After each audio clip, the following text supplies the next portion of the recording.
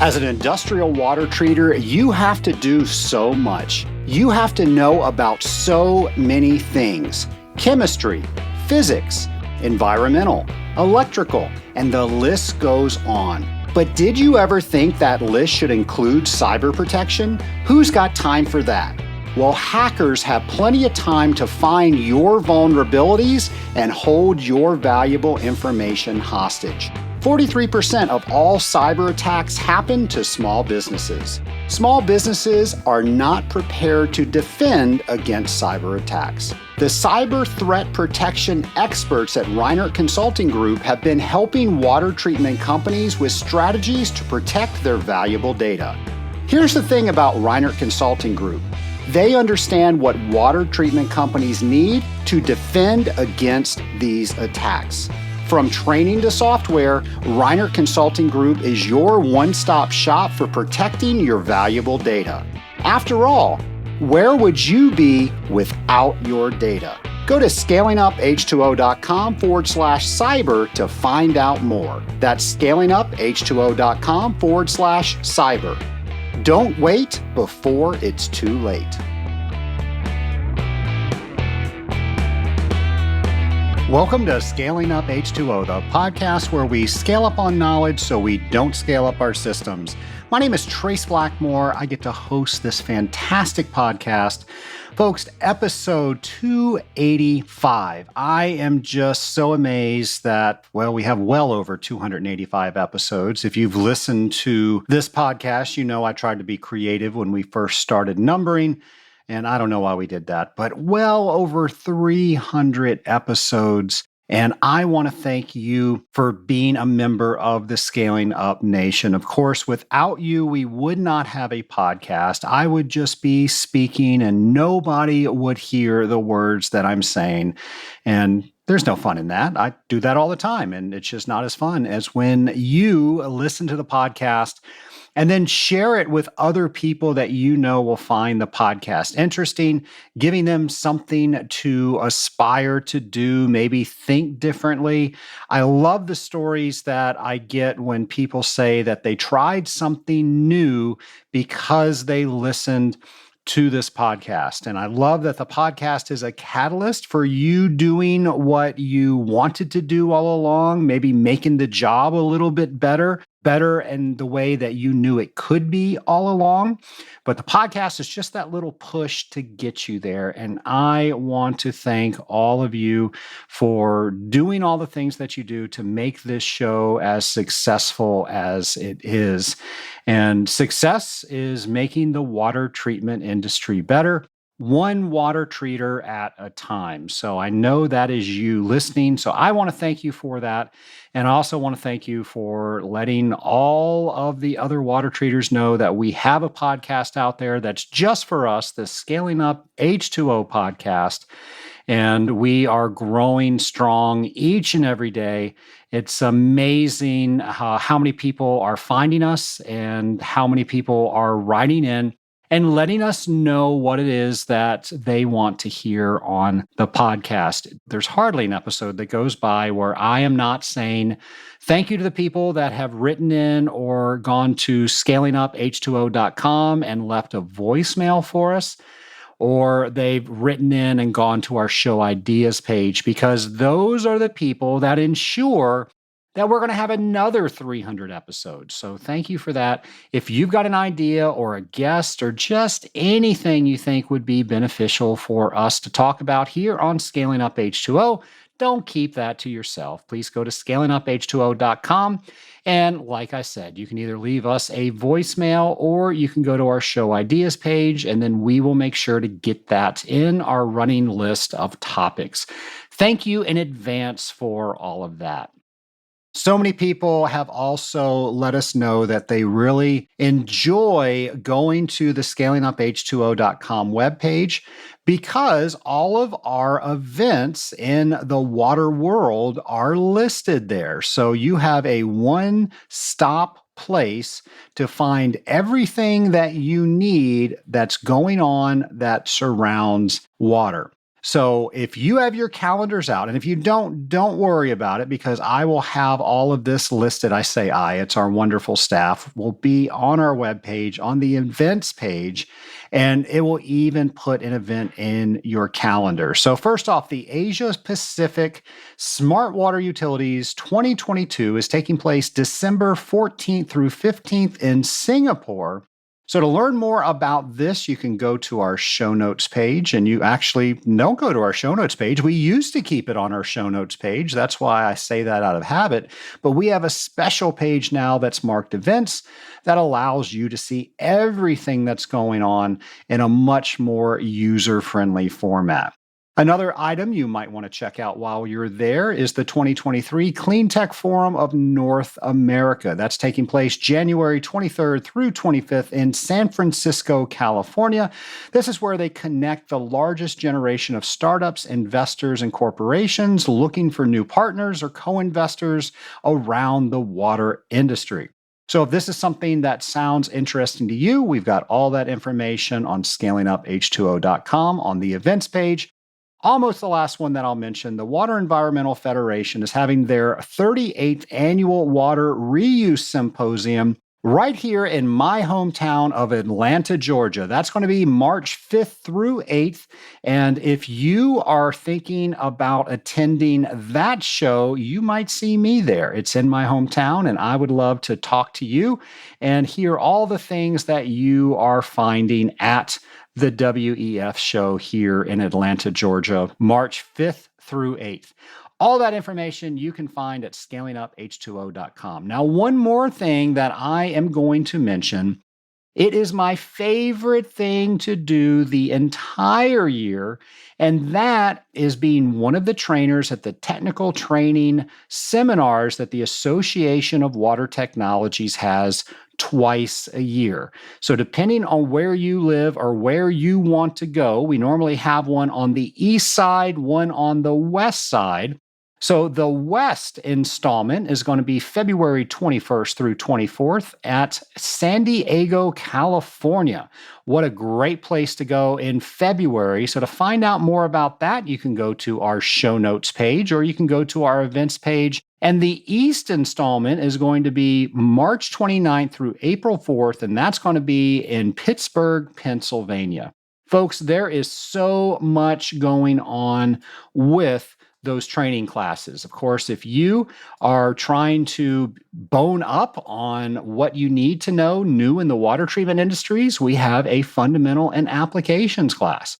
If you are somebody that does water management plans or wants to start doing water management plans, well, you want to make sure you go to the West installment of that, February 21st through 24th, where you can enroll in the ASSE 12,080 training and become certified in that. Maybe you want to learn more about sales. Well, that will be at both the East and the West. I mentioned the fundamentals and applications, also both the East and West. The RO filtration training is both the East and West, and water treatment training is also East and West. However, if you want to enroll in the wastewater, that's going to be in Pittsburgh only. This is one of my favorite classes because people that really know what they're talking about are in the wastewater class to teach you what they have learned from years of experience, and they just paint a picture for you like you were on site at a plant and you get your hands dirty. Yes, you will get dirty in this class, but you're going to come back with so much information.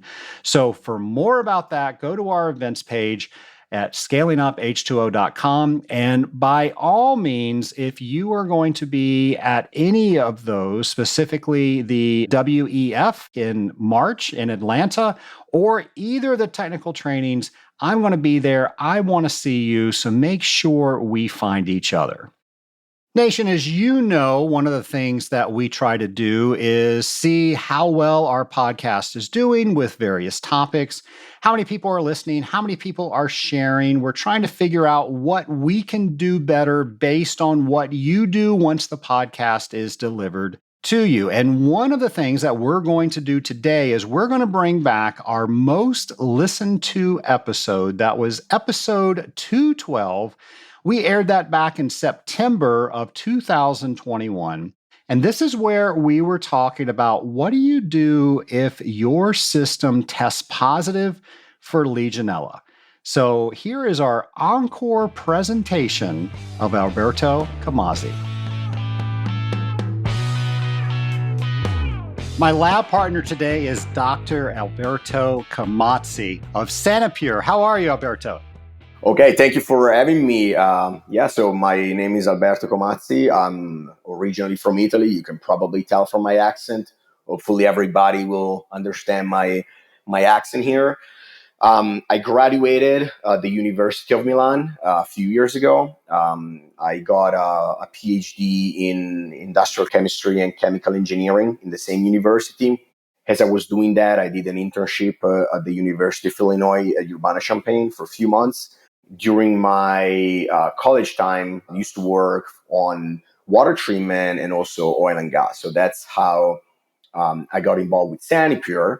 And that's how I got to know them, because we were collaborating on some projects when I was working in the lab. I got to know them. I got my PhD. I asked them if they were looking for somebody. They said yes. They were looking for somebody to get trained in Italy and then move here to America. So I said, well, let's do it. That's how I packed up on my suitcase, moved to Philadelphia, and started to work for Sanipur US, where right now I am the technical director and business development manager. And in particular, Sanipur US deals with supplemental disinfection technologies for water hygiene and water disinfection. I'm also a member of the ASHRAE 188 committee, and I'm a member also of the AWWA premise plumbing committee. What are some of the things that you're talking about in the ASHRAE 188 committee? Well, the ASHRAE 188 right now just published the ASHRAE Guideline 12. So there's been definitely a lot of work to get that published. It has been a process that required quite a few years with some public reviews. I kind of joined ASHRAE 188 when that was already in process. So it's very interesting to be a part of that group, because you can literally talk with world-class scientists and with the market leaders in the nation about water treatment and water hygiene. So it's definitely a good experience, because you can bring your background at the table, but then there are a lot of knowledgeable people at the table, and you can definitely learn a lot by joining those committees for sure. What's something you miss about Italy that you just can't get in Philadelphia? That's an easy question. There is an easy answer. It's pizza. There's good pizza here in Philly, but there are also a couple of good cheesesteak places where I can replace the pizza with a good cheesesteak here in Philadelphia. So I definitely miss that, but it's easy enough to go back home from Philadelphia. It's not that crazy. At least before the pandemic, I could fly out from New York, and sometimes I flew back home just for a weekend, for a long weekend. So it's not that big of a deal. But Philly's a good place, especially when the Eagles won the Super Bowl, for sure. So Pat's or Geno's? Neither of them. Jim's on South. There we go. We're all doing cheesesteak wrong. Exactly. Those two are the commercial places, where the tourists go. Let's put it that way. There's no doubt about it. We've had a lot of shows about Legionella. I think we've cleared up a lot of misconceptions about Legionella, about how the water treaters should talk with their customers about Legionella. But something we've never done before is have somebody that's directly involved with the secondary disinfection of that. So that's what I'm really excited about today, that we can talk to you and talk about what we need to know when we do have a Legionella issue. What are our options? How do we go about remediating that? All of the questions that surround that. So are you ready for that? Absolutely. Can't wait. So let's just start there. So let's say, and Scaling Up Nation, if you have not reviewed some of the episodes prior to this episode to learn more about Legionella, I'll have a list on my show notes page so you can bone up on the topic and join us in this conversation armed with what we're talking about. So let's say we now have a Legionella water management plan. And in that plan, it says that if we got X amount of Legionella bacteria, that we have to do some sort of remediation. And now we're there. We're now talking with somebody like yourself, and we need to get something set up. What do we do?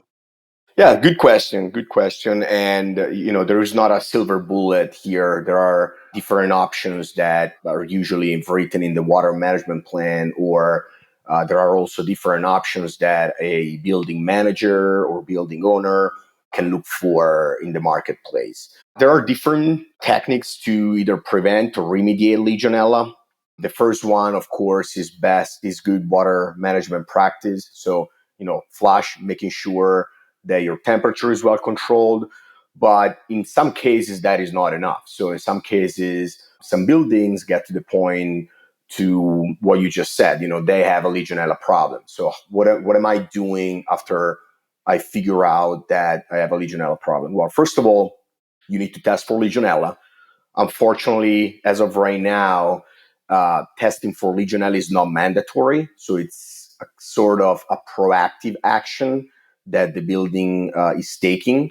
Water management plans might suggest to test for Legionella, but it's not, as I said, it's not mandatory. But in my opinion, that is the only way to validate that your plan is working. Otherwise, you're kind of blind and you don't know if you actually have a Legionella problem or do not have a Legionella problem, or you don't know if your plan is working or not working. So let's pretend that we're testing for Legionella. We find Legionella. What are the options that we have? Usually what a lot of buildings do, as soon as they have a problem with Legionella, they can implement heat and flush. So they increase the temperature of the water to a point where that temperature can kill Legionella, so usually above 160, and then they start to flush the system. There are some drawbacks with this remediation technique. The first one is that it's actually difficult to bring 160 water everywhere in the plumbing system. It could damage the plumbing system. It could scald somebody, and technically could not be effective over the long term, because even if I'm taking care of the problem right now, from tomorrow, I still can have some Legionella coming in from the city, because that's how Legionella comes in my building, comes in from the city water. And plus, as I said, if we don't get to that temperature everywhere in the system, there might be still some Legionella in the system that can eventually recolonize the building water system. Second technique of remediation for Legionella are the point of use filters. So that is a physical barrier that we put between the building water system and the occupants of a building, and that physically prevents the bacteria to go through the filter. So typical Legionella filters are between 0.1 and 0.2 microns. The actual Legionella bacteria is bigger than that, so it cannot physically go through the filter. So the filter, unless it's not working right or some mechanical problems happens, gives you pretty much 100% protection against Legionella. So in this case, it's easy to think, well, why don't we install filters in every faucet and every showers in the country? But it's not an effective solution. First of all, from a financial standpoint, it's not cost effective. Second, these filters need to be replaced on a regular basis. So they need to be replaced every month or every 2 months or every 3 months. So it requires a lot of manpower. Of course, if we think about a small building, it might not sound like a big problem, but let's think about a big healthcare facility or a healthcare campus. We're talking about thousands of faucets and fixtures there. So it becomes very hard to handle that and to track of what filters are being used and what needs to be replaced.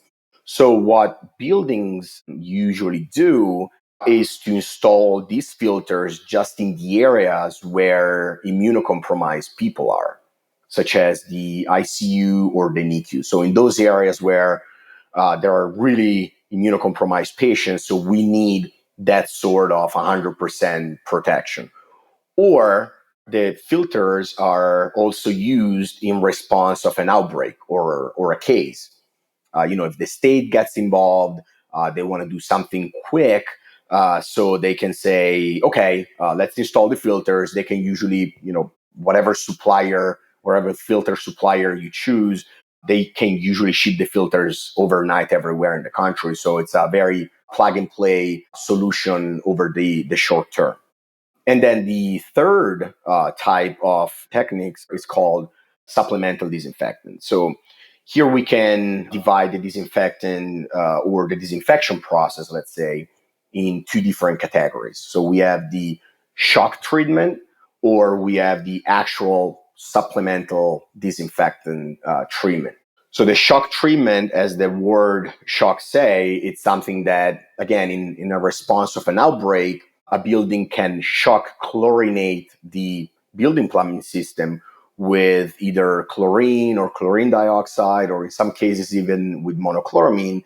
And they usually increase the level of disinfectant to a point that is much higher than what is allowed in drinking water. So at that point, the building needs to go on water restriction. Nobody can use the water. They usually leave the building with the high level of disinfectant in the building plumbing system for a few hours, and then they flush it out. Again, this is kind of hit and flush. It could be effective over the short term, not really effective over the long term, because we have no effect on what's coming in from the CD from the day after. And also, it could damage plumbing materials, and it can disrupt the biofilm to a point where it looks like it's working, but then you test after a month and your levels are coming back up. So the supplemental disinfectant instead are a continuous treatment that a building implement. And so there is a chemical feeder that keeps feeding chemicals as needed in the building in order to maintain the disinfectant level to a point that is safe for Legionella remediation. And this is done mostly because when the public water utility delivers the water to the distribution system, by the time the water flows from the point of entry of the distribution system to the point of entry of your building, the disinfectant concentration will drop, and most likely will drop below to the point where it's not effective against Legionella anymore. I think that most of the states require zero point 0.2 parts per million at the point of entry of the water distribution system. I think Pennsylvania requires zero point 0.2 at the point of entry of the building. I think New Jersey was talking about raising the levels at 0.50 at the point of entry of the building. But it's, first of all, it's very challenging due to the nature of a public water utility.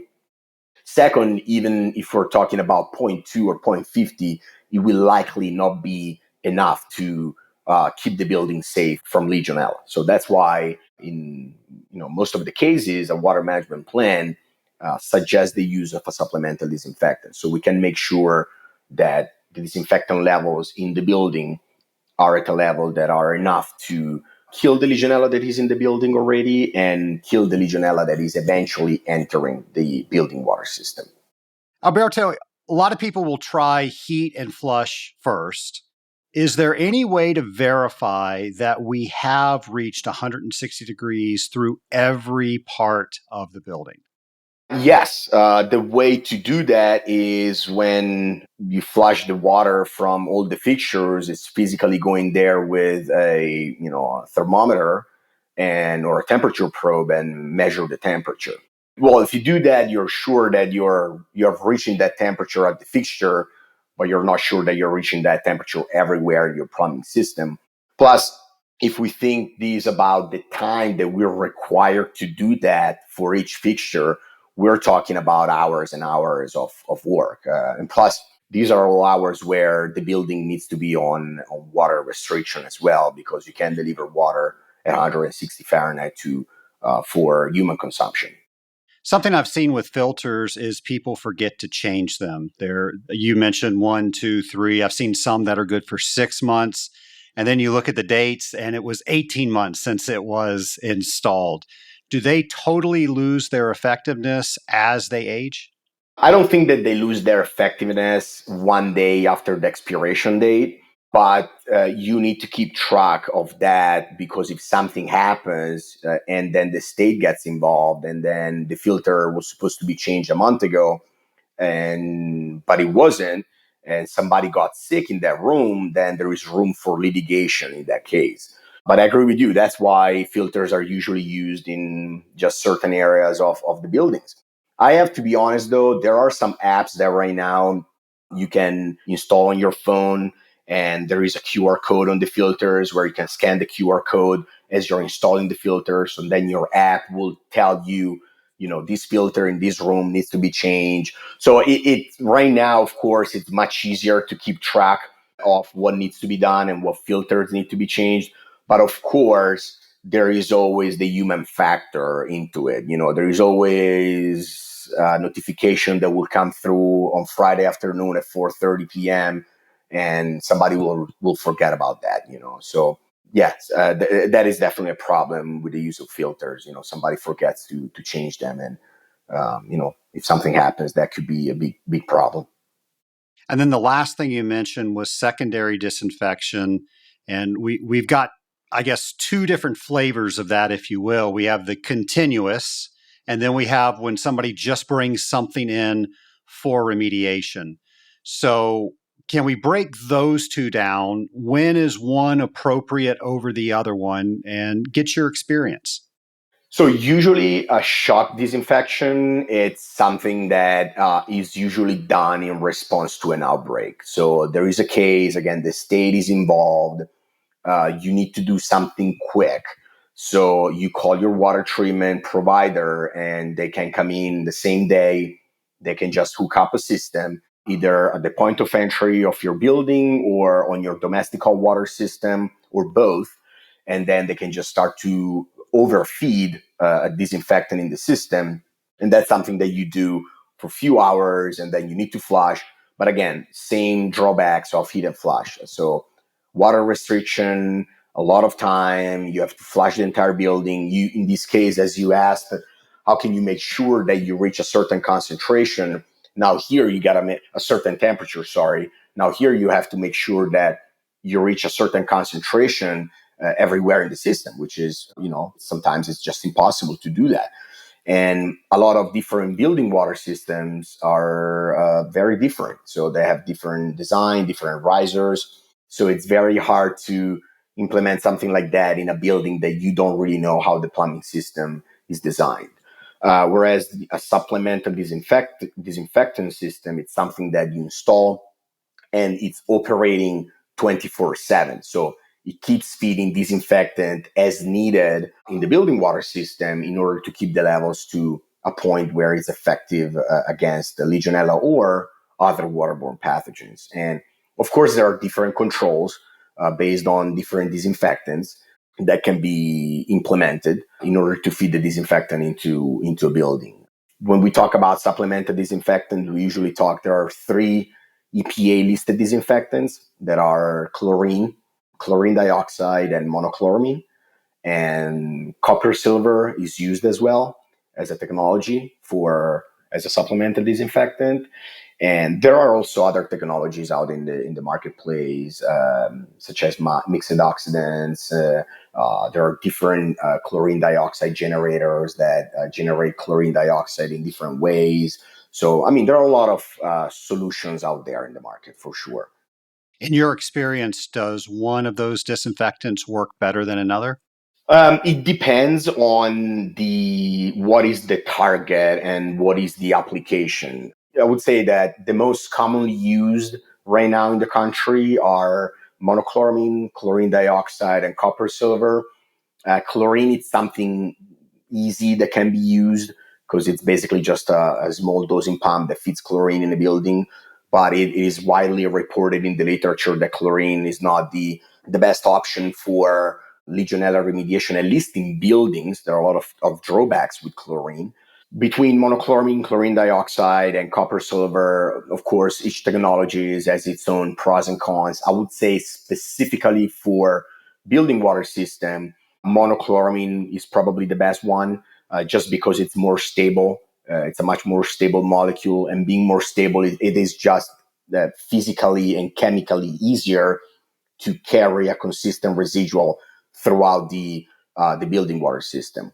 Of course, then there are some other application for Legionella remediation still, but let's talk about processed water, and maybe the contact time, it's so short, so then we need to use a stronger disinfectant. So in that case, we might need to use chlorine dioxide, so it kind of depends on what the application is. But I would say if we're just strictly talking about building, then probably monochloramine is the best option. There's probably a listener out there and they've just received a phone call from one of their customers and they say that they want to do supplemental disinfection. What should this listener start with? What questions should they ask the customer?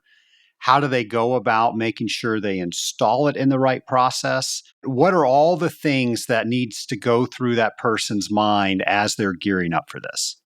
Good question. Yeah, because sometimes from the building standpoint, it's a lot to process, especially if you're in a situation when you need to make some decision quick.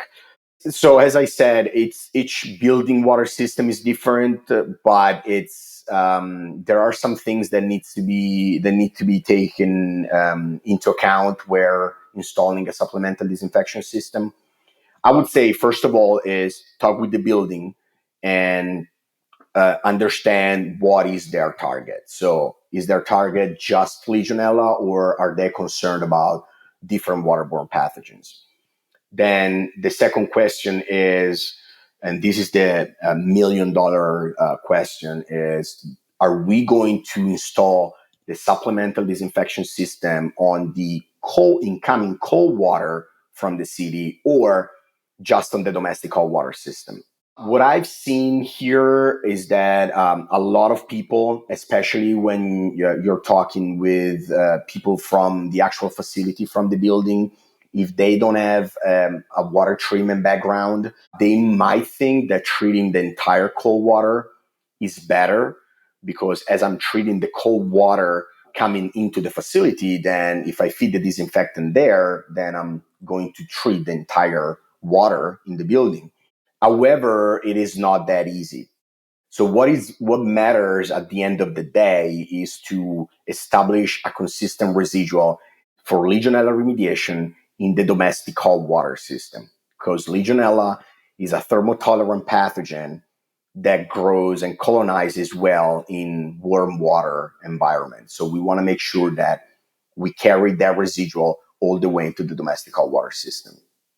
In some facilities, due to the nature of the plumbing system, and when I say the nature is how far is the domestic hot water system from the point of entry of the building, how long does it take to turn over the entire domestic hot water system, are there storage tank, how many risers are in the building. Sometime if we feed the disinfectant just in the cold water, it could be impossible to achieve a consistent disinfectant into the domestic hot water system. So the first thing to do is get familiar with the building water system, understand that, and make the application where it's needed. What we personally suggest, and is to, for Legionella remediation purposes, is to make the application on the domestic cold water treatment, because that is where the problem occurs, and that's where you want to fix the problem. But of course, water treatment firms, they can do both. They can install the system on the cold or install the system on the hot. Our personal recommendation is to install it on the hot, and then we can explain that to the customer. It could be hard to explain this old concept to a person who is not familiar with water treatment, but at the end of the day, a water treatment provider, you kind of have to give your customer what your customer wants, but you want to give your customer what is going to work at the end of the day. But again, I say hot water and cold water, it depends where we are in the country. If we're down in Florida or California or Texas, even if it's technically cold water, during summer, that water could reach temperatures that could start to promote the growth of Legionella. So in those specific cases, it might make sense to treat both systems. So that's something that the water treatment provider needs to be aware. And then other things is definitely which kind of disinfectant is the municipality using, what are the level of disinfectants coming in from the municipality. Sometimes are very low, sometimes are kind of high based on where the facility is. And, see if there are, as I said, get familiar with the building water system in order to make the application right for your customer. This is something that also, when we talk about what a water management plan, there is usually a water management team. So as a water treatment provider is trying to help his customer in answering these questions, there are usually other people sitting at the table in order to try to figure out what the best option is. It's not just about the water treater and the building owner or manager. You mentioned finding out what disinfection the municipality is using. Is there any time you don't want to use one of our secondary disinfectants because the municipality is using something? No, I wouldn't say that. It's just important to understand what is coming in from the city so you can make your application properly. So let's pretend that the level that is coming in from the city will vary based on season and based on time. So it's not going to be always the same throughout the year. So I want to know what's coming in. So as the word supplemental say, I will just supplement what is necessary in order to achieve what I'm trying to achieve. So let's pretend that the municipality is using monochloramine and I want to install a monochloramine system in the building. I want to make sure that I know what is coming in so I can just add on top of that what I need, and control based on that as well. Same if I'm using free chlorine, or same if I'm feeding free chlorine on top of monochloramine. Because if the city is using monochloramine and I feed free chlorine on top of that, there could be some reaction that could lead to certain products that for the end user, so for the building occupants, could smell weird or something like that. So this is drinking water, so you want to make sure that you make the application right. With all the different disinfectants we have to choose from, are some better choices for the building piping systems than others? Again, it depends. A disinfectant is an oxidant. So as an oxidant, it will have the tendency to react and kill the bacteria. But of course, it will have the tendency to react with plumbing components, gasket, O-rings, copper, plastic plumbing components. So yeah, that's a good question, and that's something that the water treatment provider should look at as well. What are the materials of construction? Most of the time it's copper, but there are some buildings where they have plastics. So if they have plastics, for sure, using chlorine dioxide is not is not a good idea, because chlorine dioxide is a gas dissolved in solution that could oxidize the plasticizer and damage the plastic components of the piping, as well as if we're using chlorine in a system that is made just basically with copper, we got to take into account that we might see some pitting corrosion down the road, especially if the application of the disinfectant is not made in the way it's supposed to. So depends how you control it. I'm not a big fan of controlling a disinfectant in a building with a probe. I like to control disinfectant in the building based on water flow. So that is a fixed number and it's much more reliable than a probe. But there are some water treatment provider and manufacturer that control the disinfectant just with a probe. And if the probe goes bad or is not calibrated, you could overfeed the system. And by overfeeding the system, you could potentially damage the plumbing components. Earlier, you mentioned other pathogens. What are these other pathogens we should be looking at?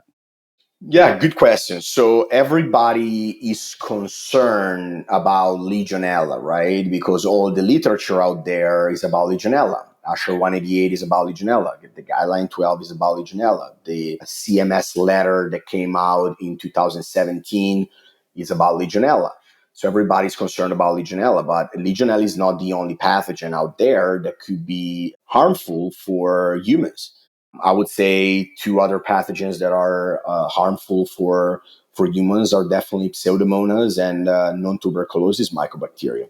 When we have the conversation with the customers, and that is definitely something that we want to bring up, because in some cases the customer is concerned about Pseudomonas. So you may want to make the application on the cold water in that case, because the customer is concerned about Pseudomonas. And another point here, as I said, it's all about, for everybody, it's all about Legionella. And specifically, it's always all about Legionella in healthcare facilities. So there is this interest in reducing the risk associated with Legionella in a healthcare environment. Because, of course, a hospital, nursing homes, that's where, immunocompromised people are. But it is not just about healthcare facilities.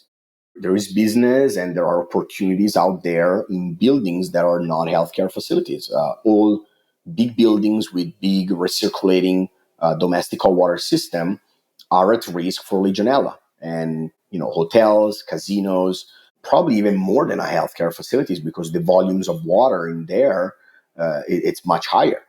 But definitely the conversation in that case with the building management, it's much harder, because sometimes they don't even know about Legionella. They don't even know what it is. So it's not just about Legionella, and it's not just about healthcare facilities, especially right now that we're coming out from COVID and buildings are reopening. There is definitely an increased awareness about Legionella and other waterborne pathogens from people that come not just from the healthcare industry. Are there special permits or licenses that are needed in order to administer supplemental disinfection? This is the very, very, very tough question that, when somebody has the questions, there is not a uniform answer, to this question. It depends where you are in the country. So it depends in which state you are.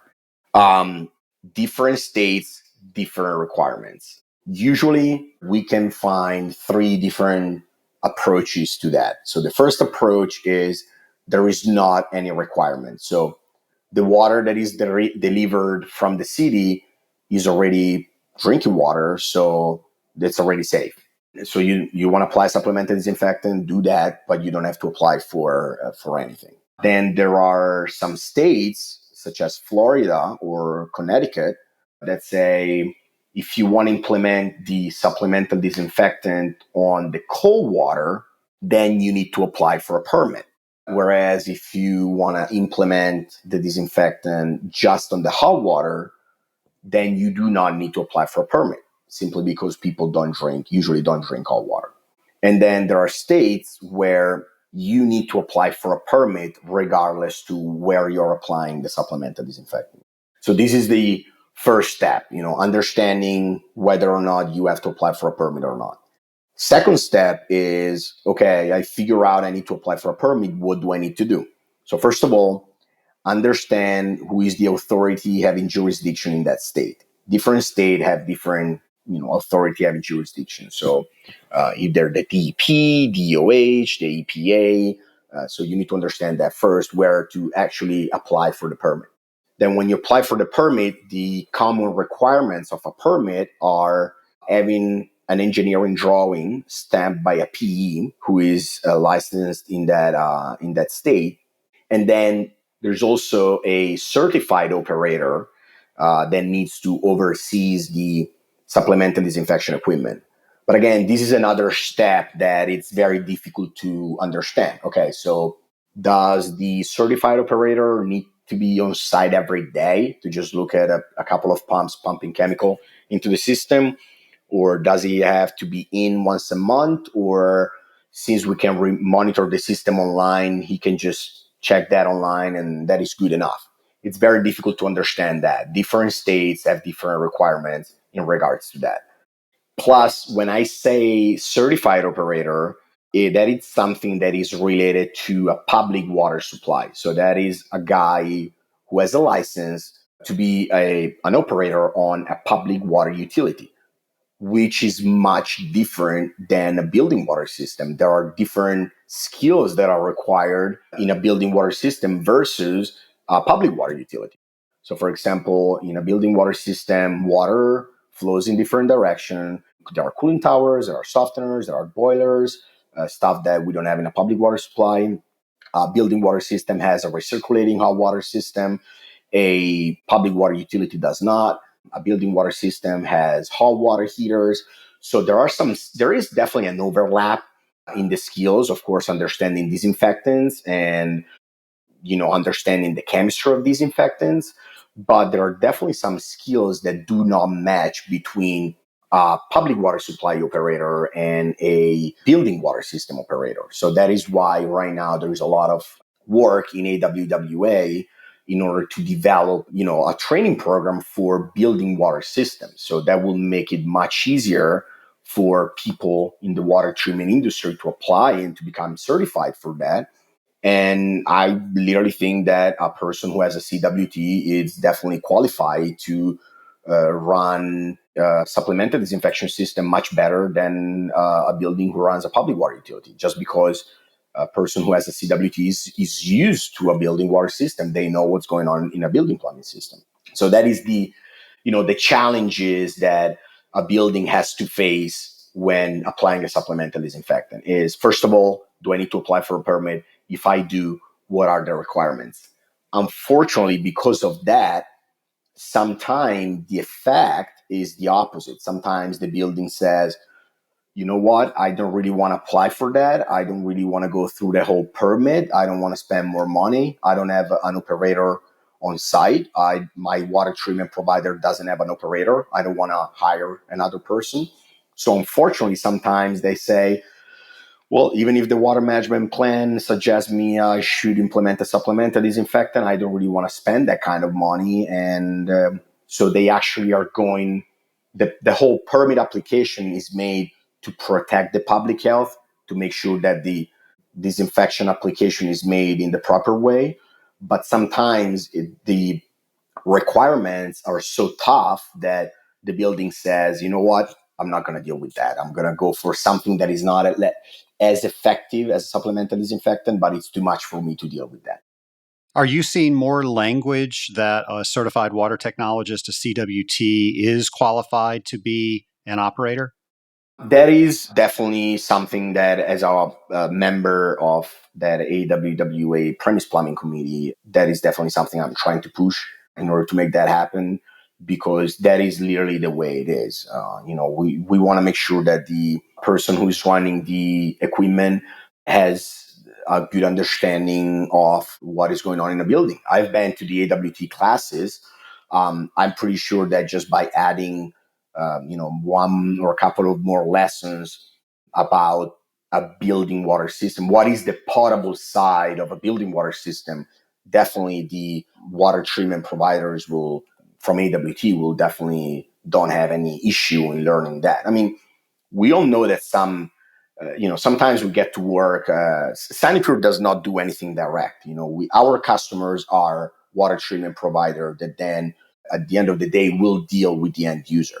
And most of our customers are AWT firms. And, you definitely know that some firms have been in buildings for more than 20 years because there is that kind of relationship between the building manager and the water treatment firm. So literally, those guys are the ones that know how the water goes in that building. I mean, they probably know more than the building people. So that's why it's very important that a certification for a building water operator will be developed, and so that people from water treatment firm can be certified and help with that. And there are already certifications out in the market to better understand Legionella. The ASSE 12080. That is definitely a valuable certification. I'm certified to that as well, and that brings a lot of knowledge for people that might not be completely involved in the Legionella and water hygiene market. When you go to a trade show such as the Association of Water Technologies, what are some of the most common questions you get asked about this? It depends. Depends who you're talking with. There are some firms that are very involved in the Legionella market, so they're more interested about the technology. They might already have some customers where they are applying supplemental disinfectants. So in that case, they might just be more interested in, okay, tell me about your system. Why does your system work better than others? And what are the pros and the cons? On the other hand, there are some firms that are not involved in the water hygiene market. So in that case, you get more questions about why should I get involved in the water hygiene market? Why should I start to treat drinking water and be involved in the Legionella market? And well, the way I always answer that question is, first of all, because you literally save lives by doing that. You will never know who you saved because you saved them, but you definitely save some people. It's like wearing a mask with COVID. You're saving people, but you don't know who you're saving. So definitely, because of public health, you're actually helping public health. You're helping buildings, but also, you might doing the water treatment in the building, and then all of a sudden that building has a Legionella problem, and they bring in another vendor to take care of the Legionella. And then because you didn't have an offering, because you didn't pursue that market, and then next thing you know, you are competing with the other vendor for your water treatment that you were doing in that building, cooling towers and boilers. So you kind of want to keep yourself outside of that area, outside of that jeopardy, and because we've seen that happening a lot, that, you don't have the offering, someone else comes in and then they start to, go after your business that you're doing in that building. Not that this is the most important reason. Definitely the most important is helping public health, but this is something that companies, water treatment firms need to understand right now. And also right now, as we're coming out of the pandemic, the awareness about Legionella and other waterborne pathogens is much, much higher than 2 years ago, for two main reasons. The first one is that buildings now are reopening, so they have to disinfect and eventually test for Legionella. So they might figure out that they have a problem, and then they got to do something about it. And also just for an awareness of infections in general. Before COVID, I think that a lot of people downplayed Legionella because you don't have that feeling with an infection, and you kind of feel that it will never happen to you. But right now, people are much more serious about pulmonary infections. I mean, at least from our standpoint, we have seen a very, increased business between the end of 2020 and 2021. It's definitely going up very fast. So you have thousands of water treaters listening to you right now. How can you help them avoid some of the pitfalls that you've seen some people experience? What are those pitfalls, and what shouldn't we be doing? If a supplemental disinfectant is misapplied, then it could do more harm than good. So as we were saying before, you need to understand what you have to look for, and you need to make the application in the correct way. Because otherwise, if the application is not made in the correct way, you're not going to remediate Legionella, and somebody can get sick. And I've seen that a lot, that some buildings decided to maybe apply the disinfectant just on the cold water, and then didn't fix the problem. And then they had to go back and rethink about the whole application. There are a lot of case studies out there of failed supplemental disinfection application because the application was not made right. Make sure that you get the right equipment. You get an equipment with safety features. Keep in mind that it's drinking water. People drink that water. So we want to make sure that there is a level of precision that is much higher than other form of water treatment.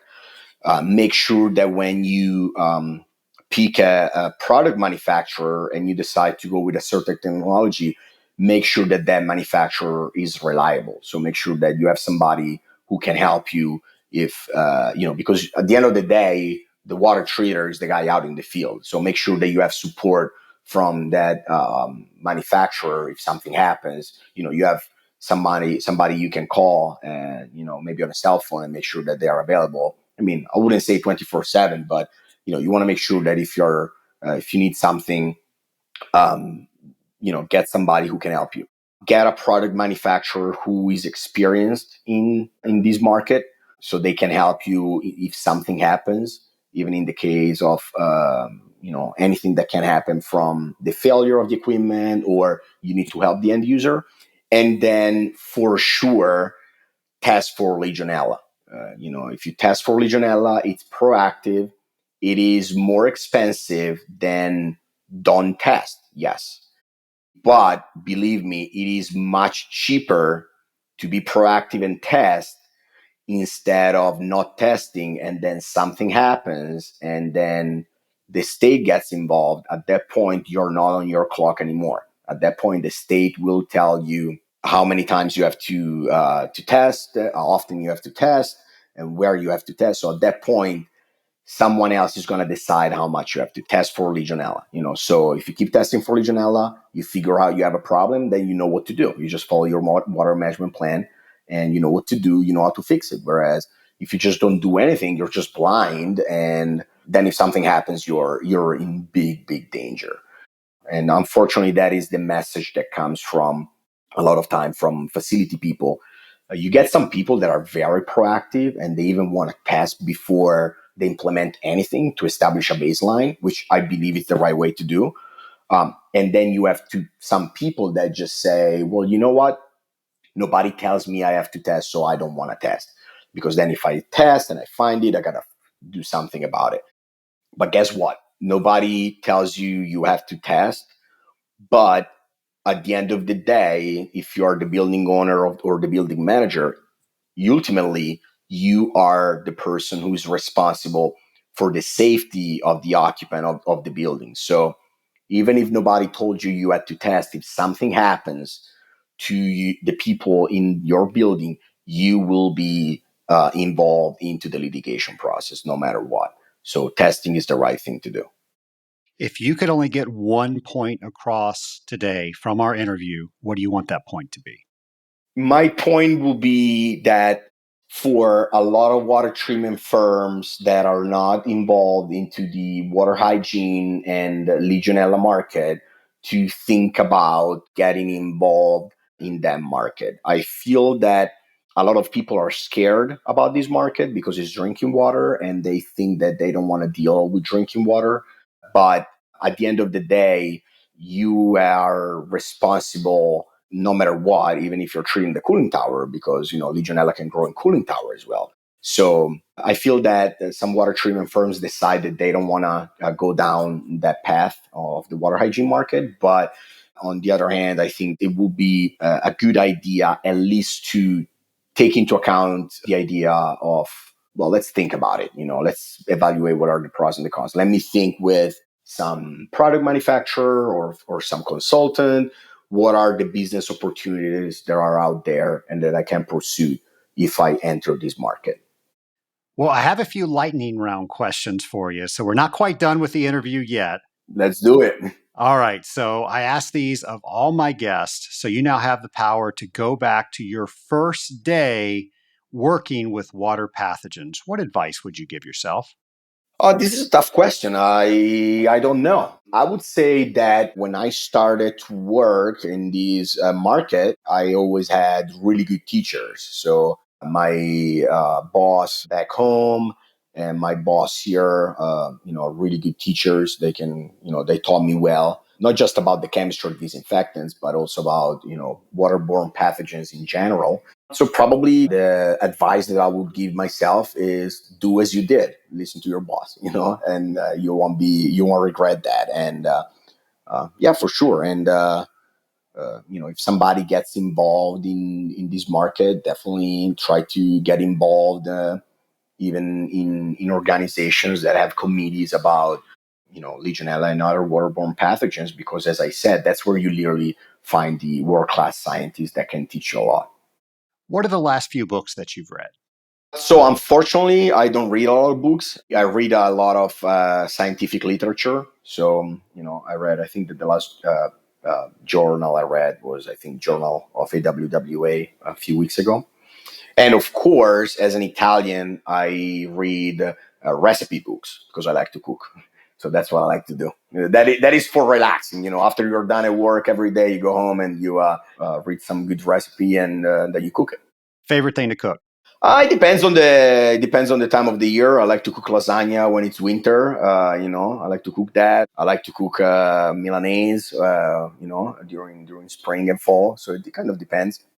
My friends and I usually, when we watch the Eagles every Sunday, we usually go at someone's place and we do big dinner and someone cooks every time. So unfortunately, sometimes even if it's not a thing in Italy, I had to cook spaghetti and meatballs. So for all the people here, it is not a thing in Italy. If you're going to Rome, don't ask for that. They'll just look at you funny. Exactly. Well, let me ask this question. If there are people listening today that want to learn more about this topic, are there certain books or journals you would recommend to them? About lasagna or about Legionella? Yes, about lasagna, of course. About supplemental disinfection. About supplemental disinfection. About Legionella in general, I think there is a lot of information on the EPA website. On the EPA website, there is a review of the technologies that have been used for supplemental disinfectants. So, that is definitely a good point to start. I think that back in 2019, there was a report published by the National Academy of Science, which is free to download. That is a very big report, but that is definitely something that can help people to, understand the world of supplemental disinfectants. And then, sign up for conferences like AWT. There is an NSF Legionella conference every year. I think this year is in 2 sessions. One was already done. I don't remember when the other one is, but that is just specifically about Legionella. So there is a lot to learn there. And then there are a lot of scientific peer-reviewed paper. But for somebody who has to learn about the topic, that's where I would start, I would start from the EPA website, the National Academy of Science report, and go to conferences to get familiar with, to kind of frame the issue, frame the problem, and frame what are the options to fix the problem. And then after that, you can do your homework and find what are the pros and cons of each technology, When Hollywood makes a movie about Dr. Alberto Comazzi, who plays you? This is a very easy question. You know why? Because I'm bald. So I would say either Vin Diesel or Bruce Willis. There you go. Be an action movie. Exactly. It would be an action movie. Final question. You now have the ability to talk to anybody throughout history. Who would it be with and why? I don't know. I think there are probably a bunch of people I would talk with. Mostly, I'm a chemist. So mostly chemists. I would pick probably the only chemistry Nobel Prize that Italy ever won. So Giulio Natta in the 60s, he won the Nobel Prize for polypropylene. So I would be happy to go back in time and talk with him. When I was in college, I had this professor. He was the head of the research of these big chemical company who was called Montedison back in the days, and they were involved in the in the process of the development of the catalyst to produce polypropylene. So he would tell these stories about how things were back in the 60s. It was a big time for the industry, especially the chemical industry in Italy. So I would definitely be more than happy to go back in time and talk with them. This professor I had, which by the way, he just passed away a few months ago, but he published this book, which that is probably one of the last book I read. He published this book about all the crazy stories, crazy industrial stories, and the story of the chemical industry in Italy about those years. It's very interesting. Of course, for somebody who's not from there, it's kind of hard to learn about that, but it's a very interesting story. Well, Alberto, I want to thank you for coming on Scaling Up H2O. We've never had your perspective on Legionella before, so I know we've answered a lot of questions, and I'm sure we've created even more. So get ready for some more questions, probably going straight to your email. That will be good. I'll be there ready to answer the questions. Alberto, once again, thank you so much for coming on the Scaling Up H2O podcast. Of course, we are re-airing that episode because it was so popular. We wanted to make sure that people found it very easily.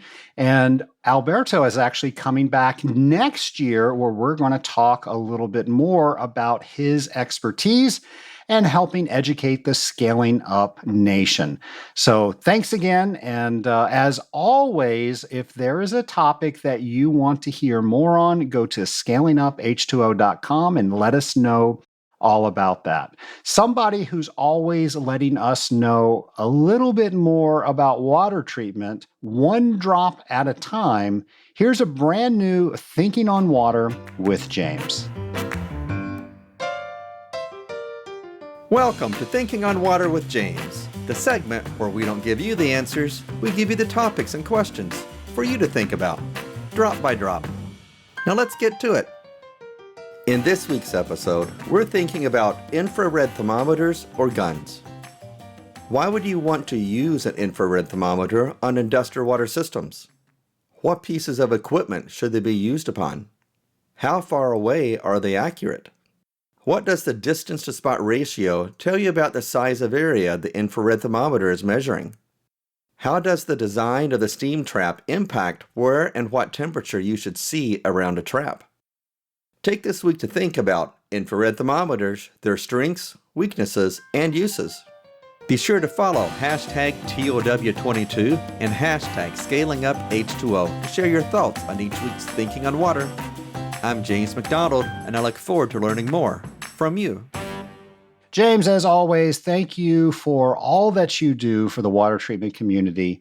And James is going to be coming on a later episode this year to talk about how he is wrapping up Thinking on Water with James and what we're thinking about doing next year. So you don't want to miss that. And you definitely don't want to miss another brand new episode next Friday where I will be bringing that straight to you. Have a great week, everybody.